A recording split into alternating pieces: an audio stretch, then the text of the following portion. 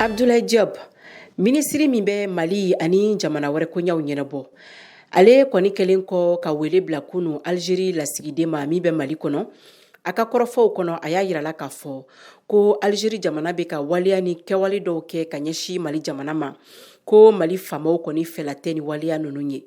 Ko sabula kabini nin dɔgɔkun daminɛ na ko Algérie faamaw bɛ ka wele bila maaw ma.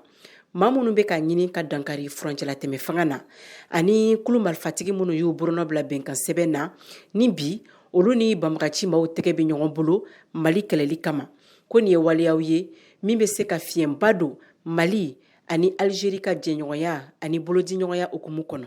O siratigɛ la a ko a bɛ kangali gɛlɛn da Mali Algérie lasigiden ye a ka o lase a ka jamana faamaw ma. Teriya sira ani baraɲɔgɔnya min bɛ nin jamana fila ni ɲɔgɔn cɛ k'u ka o siraw taama ko nka min ye ka to ka wele bila maaw ma Mali faamaw ni minnu tɛ ɲɔgɔn kan fɔ Mali kunkanko la ko o kɔni tɛna jɛn ni o waliyaw ye. Ministre Abdoulaye Diop ale ka fɔ la nin laselikɛla fɛ kunu u ka kunnafoni di sɛbɛn kɔnɔ. Mariam Kuyate ka laseli don ka bɔ Bamako, VOA Bambara tɔgɔ la.